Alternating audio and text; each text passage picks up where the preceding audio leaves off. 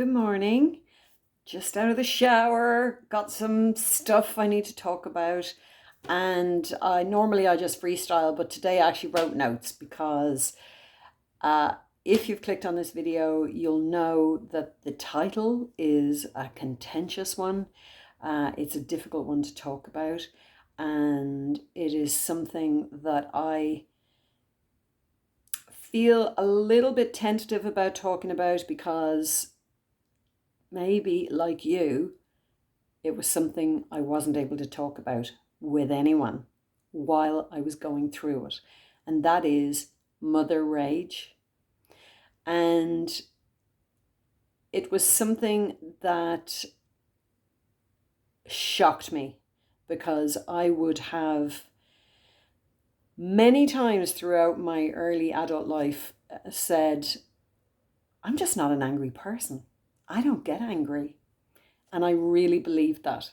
I had no idea at the time that I actually felt lots of anger, but that I had since childhood learned how to push it out of sight. So well out of sight, I didn't even know I was feeling it.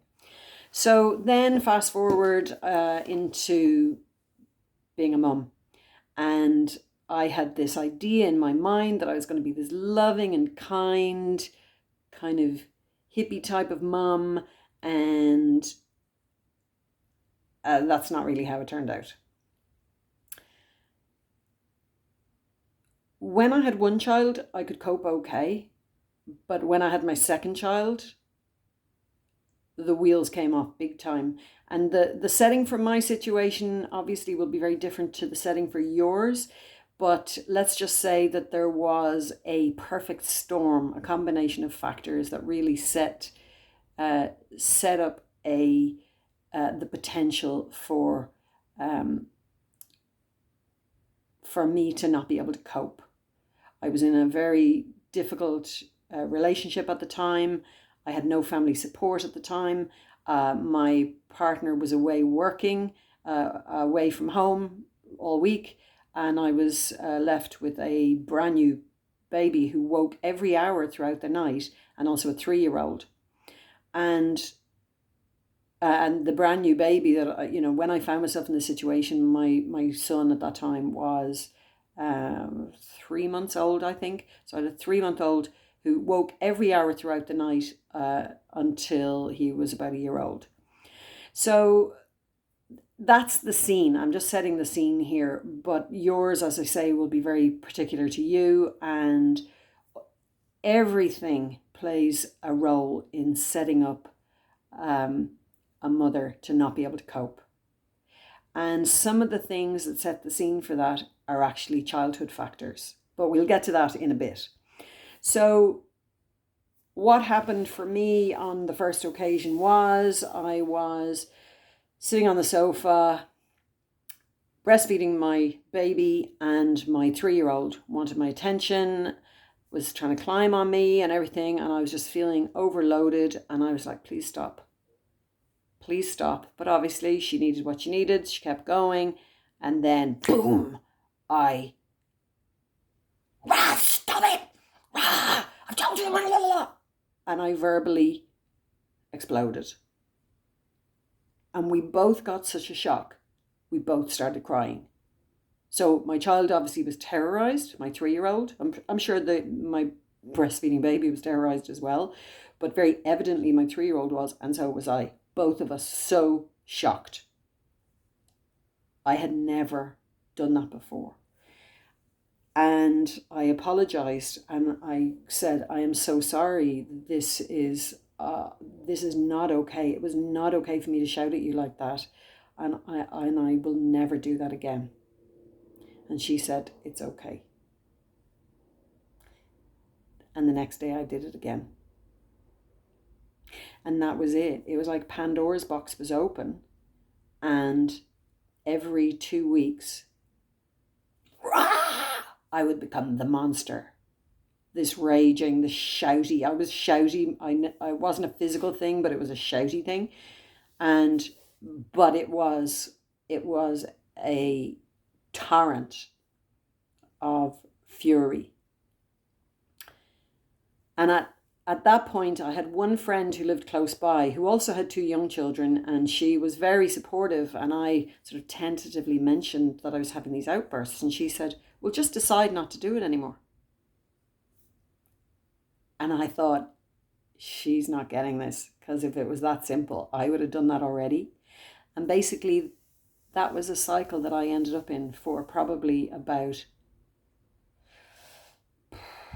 if I'm honest, I would say until that brand new baby reached about 4.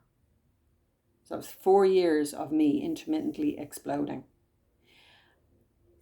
And after the explosion, I would do the repair. I'm sorry. I'm so sorry. It is not okay for me to treat you like that. It's not okay for me to shout at you like that.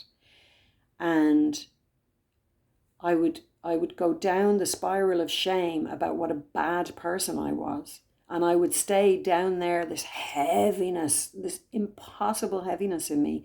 And I would parent from that place for about 2 weeks, parenting from my knees. So I became overly permissive then.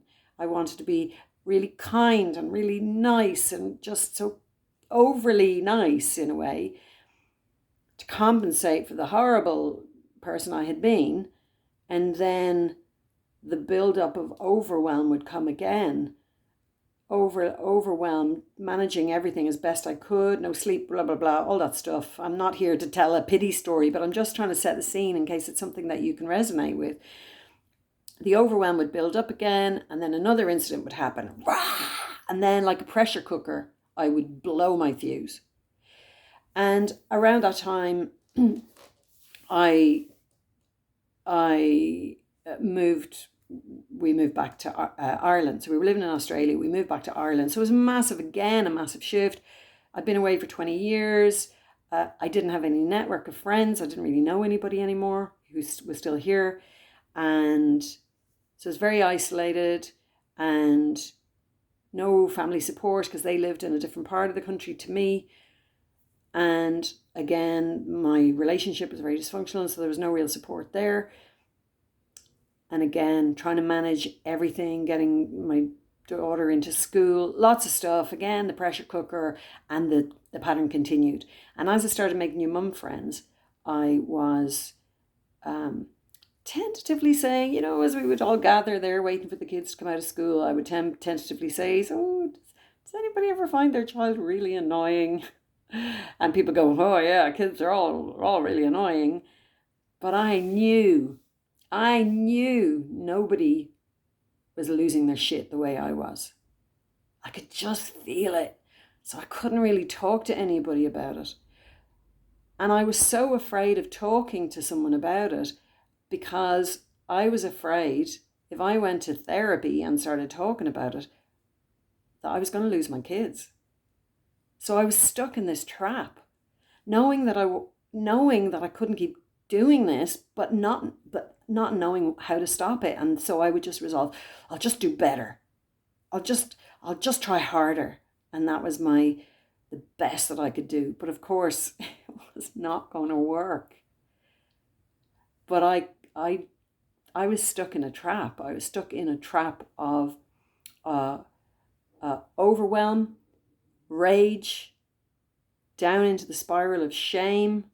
And then from there, the overwhelm would build up again, then the explosion, and then the shame, and around and round and round I was going in circles, but not able to resolve it, and not able to ask for help because I was so ashamed.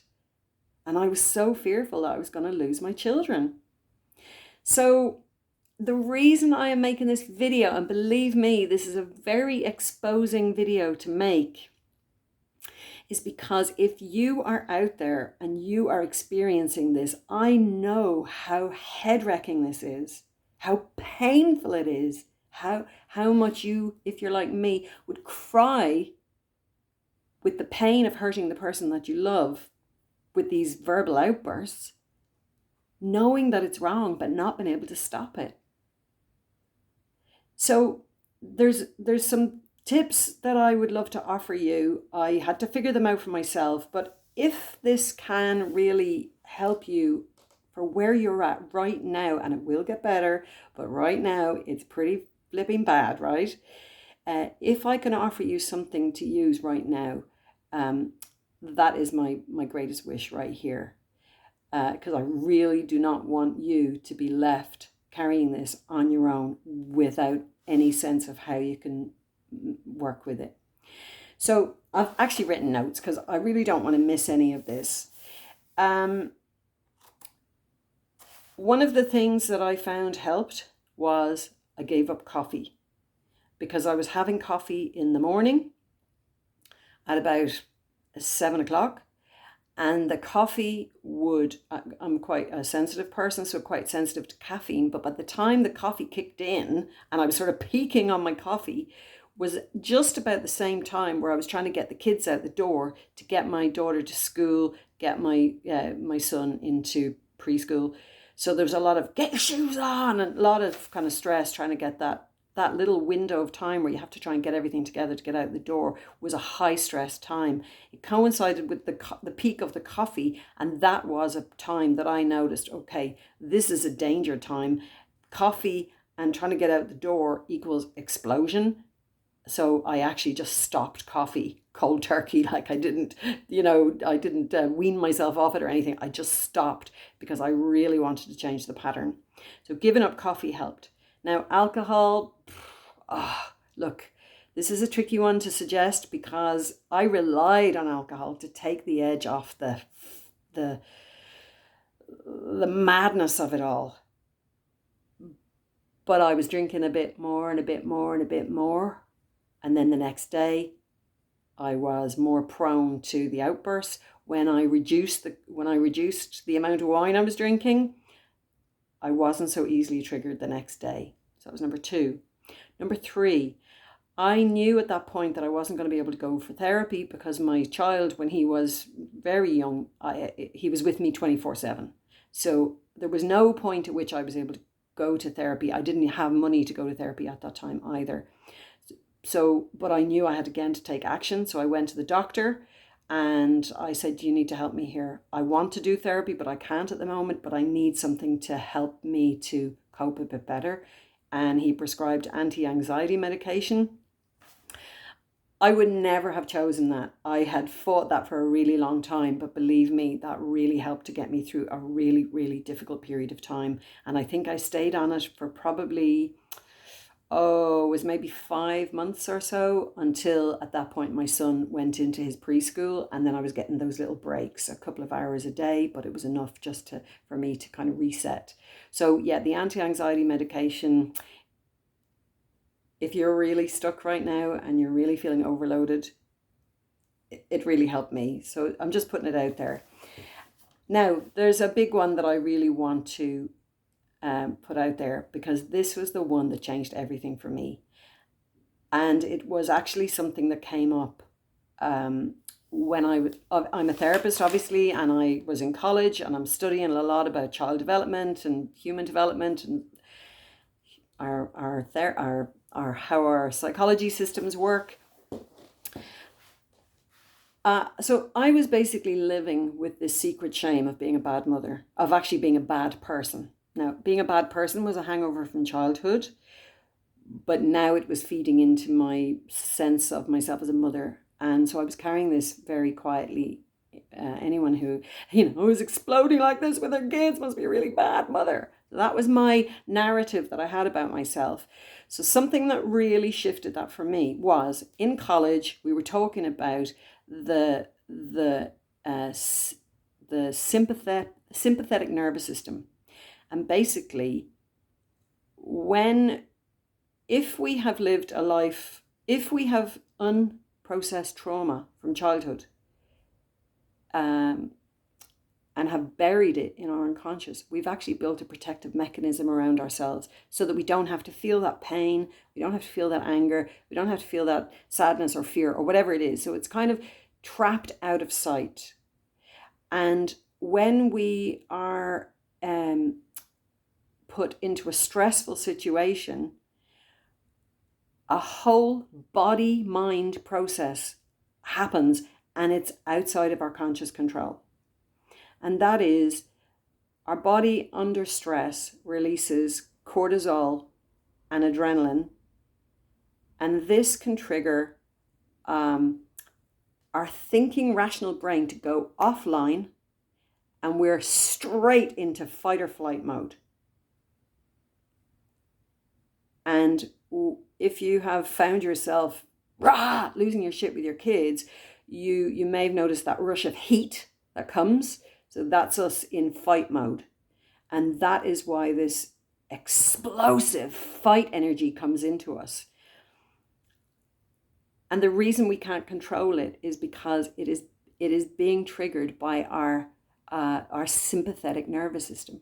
We have no control over that. That's to do with our breathing, our heart rate, all those processes that happen that we don't even think about. So in the overwhelm of motherhood, imagine being a balloon and you're holding it together and you're holding it together, you're keeping everything in, you're managing everything, and then a child, as they do, because you can't really get away from this, like poke, poke, poke, poke, poking at the balloon until the balloon, boom, explodes. It happens so fast that there is an unconscious process underway. We have once it gets to that point, explosion point, we have no control over that our body has gone offline. It's in survival mode, fight or flight. So when this was all unfolding in college, it was like, oh my God, that's what happens to me. That's what is happening to me, and that is why I can't control it. I can't use my willpower. I can't try harder. Once those wheels are in motion, it's like a train, a runaway train, and there is no pulling it back.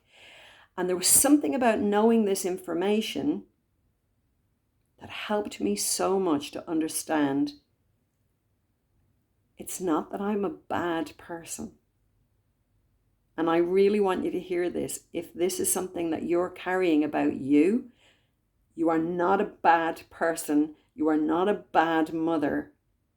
You are someone who is experiencing overwhelm, and your body, the trip switch, is trying to get you out of there. Okay. So I really want you to take that in and hold it. And now the important part from here is, this obviously doesn't mean we're off the hook, right? We still have to resolve this, because we still can't lose our shit with our kids, because we know that it's causing harm.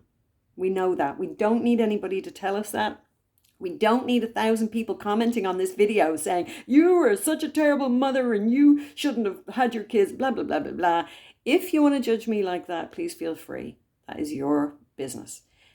But this video is not for you. This video is for the people out here in the reality of that situation. And they need support and understanding, and they need practical tips on how to move forward from here. So there was something about knowing the physiology of the process that was happening within me that really helped me. It helped me to break out of that pattern of explosion and shame that was so debilitating for a couple of weeks that I couldn't even function properly, really. But it did leave me more empowered to make change. So as soon as I was able to, I started doing therapy. And therapy it's a tricky one to navigate, this subject in therapy, because I didn't want to discuss this with my therapist, because I did not want my therapist to report me for my ragey outbursts to child services and my kids get taken away. But I also needed to talk about it. So I talked about the overwhelm I felt as a parent.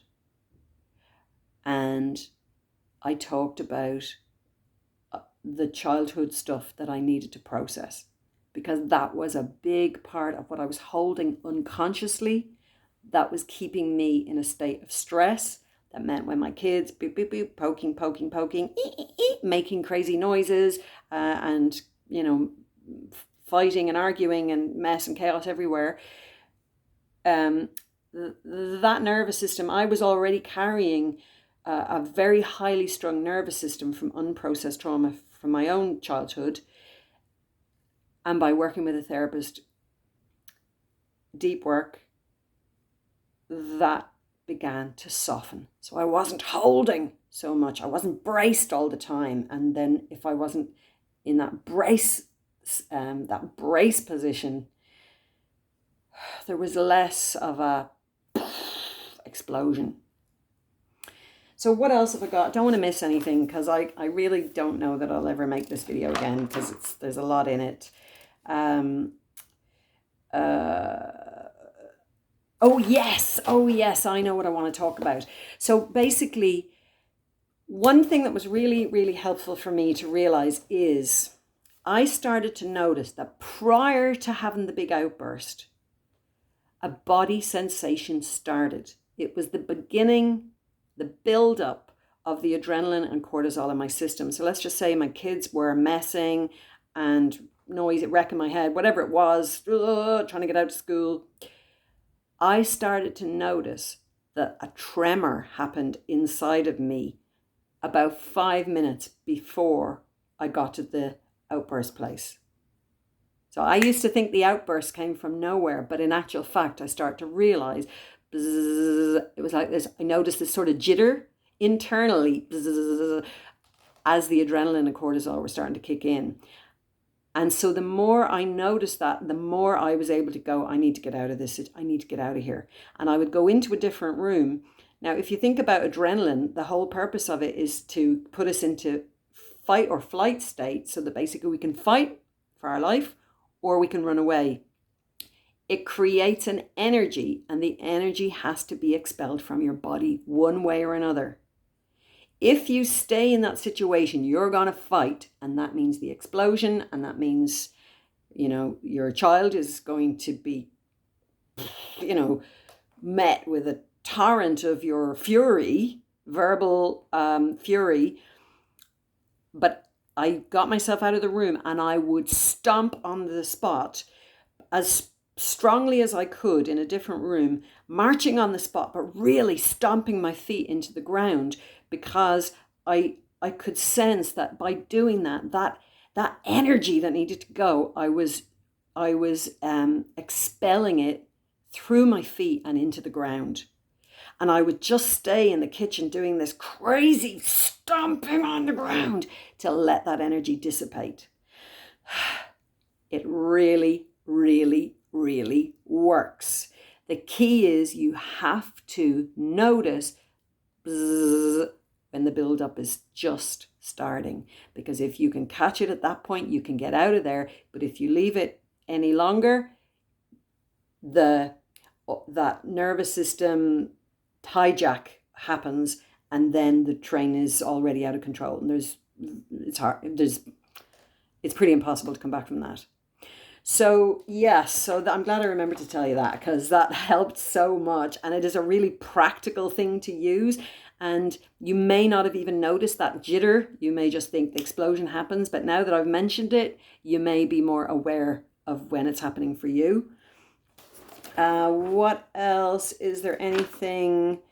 I've just got therapy, medication, and the repair. And of course, if you're watching this video, you probably already do this, which is, if an outburst happens, to go straight to your child and say, I am sorry.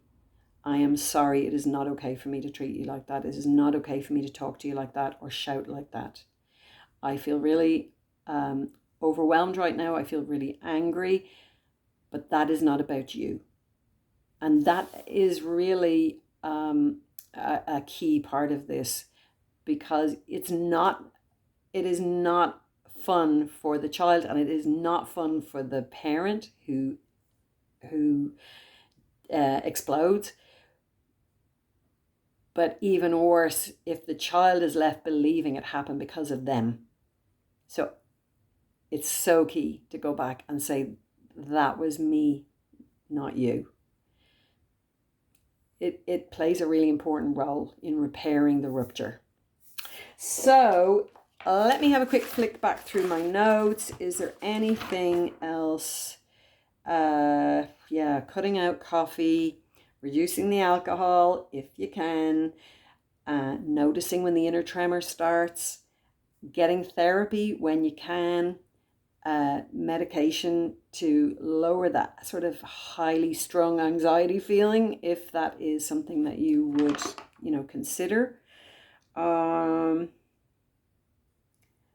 know, really, really know that you are not a bad person. You're doing your best. And you're living with your own perfect storm. And I cannot judge you for that, because I have lived through my own perfect storm. And I can tell you that I'm a few years past that now, quite a few years past that now. And my children are a bit older, obviously, and they're in a different stage where it's not as intense as it was. So please hang in there. Please know that you're not a bad person. You're really, really doing your best. And it is the toughest gig in the world, especially if you have grown up thinking you had to be perfect in order to be loved. And I'm glad I'm remembering to tell you this, because this was a key one for me. I had the inner story about having to be a good girl all the time, that I couldn't get it wrong. And I always had to, meet this impossible standard that I set for myself, which I know followed me into motherhood, and it's part of what made it very difficult to ask for help. So there's so many different factors that feed into this. But if you're experiencing it, I am sending you all my love, and all my empathy and all my support. Okay? Lots of love to you.